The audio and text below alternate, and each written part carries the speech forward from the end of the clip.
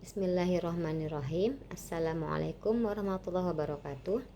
Saya Ipin Nurhayati dari kelas A37 dengan nomor NIM 2281131850. Pada video pembelajaran kali ini saya akan membahas mengenai rukun, wajib, sunnah, dan larangan ihram. Haji sendiri merupakan rukun Islam yang kelima yang diwajibkan kepada setiap muslim yang mampu. Karena pada pelaksanaannya, haji membutuhkan biaya yang cukup besar dan kekuatan persiapan fisik yang sehat. Beberapa yang termasuk ke dalam rukun haji, yakni rukun haji itu merupakan kegiatan ataupun rangkaian kegiatan yang harus dilaksanakan selama kita melaksanakan ibadah haji. Karena jika kita meninggalkannya, menyebabkan haji kita menjadi tidak sah. Dan jika meninggalkannya, kita tidak bisa menggantinya dengan dam ataupun membayar denda. Yang termasuk ke dalam rukun haji yaitu niat atau ihram. Niat haji yakni nawaitul hajja wa ahramtu bihi lillahi ta'ala. Saya niat berhaji dan berihram karena Allah ta'ala. Kemudian yaitu wukuf di Padang Arafah yang dilaksanakan setiap tanggal 9 pada bulan Zulhijjah. Selanjutnya yaitu tawaf ataupun mengelilingi Ka'bah sebanyak 7 kali, berlari kecil ataupun sa'i dari Bukit Sofa dan Marwah. Selanjutnya yaitu tahalul atau mencukur rambut minimal 3 helai. Yang terakhir yaitu tartib atau berurutan. Yang membedakannya dengan ibadah rangkaian ibadah pada umroh, yakni pada umroh tidak ada wukuf di Padang Arafah karena wukuf hanya dilaksanakan pada tanggal 9 bulan Zulhijjah. Sedangkan untuk niat umroh dan tahalul, sa'i maupun tawaf itu sama. Dan untuk niat umroh sendiri yakni nawaitul umrata wa ahramtu biha lillahi ta'ala. Saya niat umroh dan berihram karena Allah ta'ala. Selanjutnya yaitu wajib haji. Untuk wajib haji sendiri yaitu rangkaian atau kegiatan yang dilaksanakan pada ibadah haji. Tetapi jika kita meninggalkannya, haji kita tetap sah.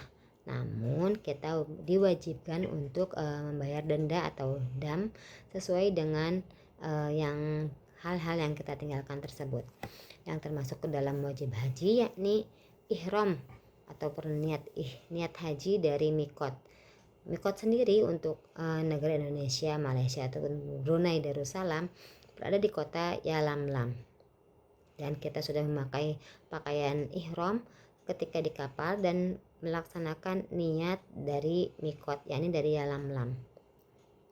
Selanjutnya yaitu mabit di Musdalifah, kemudian mabit di Mina, melontar jumroh, ula, wusta, dan akobah, menjauhi larangan ihram, dan yang terakhir yaitu tawaf wada atau tawaf perpisahan ketika kita akan meninggalkan kota suci Mekah. Selanjutnya yaitu yang termasuk ke dalam sunnah-sunnah haji. Sunnah haji sendiri merupakan amalan yang jika kita melaksanakannya atau melakukannya akan mendapat pahala yang besar, dan jika kita meninggalkan itu tidak berpengaruh kepada rangkaian kegiatan haji kita, tidak berpengaruh kepada sah ataupun tidaknya rangkaian kegiatan haji kita. Dan yang termasuk ke dalam sunnah-sunnah haji diantaranya yaitu mandi sebelum ihram, sebelum niat ihram, memakai pakaian yang bersih dan berwarna putih, sholat sunnah sebelum ihram, membaca talbiyah, tawaf kudum atau tawaf kedatangan, mencium ataupun mengusap hajar aswad jika memungkinkan, berdoa di multazam, dan selalu berzikir dan berdoa selama rangkaian kegiatan haji dan umroh yang kita laksanakan. Kemudian yaitu yang termasuk ke dalam larangan-larangan ihram atau hal-hal yang dilarang ketika kita sudah masuk ke dalam ihram atau niat haji ataupun umroh. Secara umum larangan ihram untuk laki-laki dan perempuan diantaranya yaitu memotong rambut ataupun kuku, memakai wangi-wangian, membunuh binatang darat ataupun berburu binatang darat, melakukan akad nikah, bersetubuh ataupun melakukan permulaannya, kemudian yaitu bertengkar ataupun berkata kotor. Sedangkan ada larangan khusus bagi kaum laki-laki, yakni tidak boleh memakai pakaian yang berjahit dan tidak boleh menutup kepala, topi ataupun apapun. Laki-laki tidak diperbolehkan memakai penutup kepala. Sedangkan untuk perempuan tidak diperbolehkan menutup wajah baik dengan niqab, cadar ataupun yang lainnya. Dan juga tidak boleh memakai sarung tangan.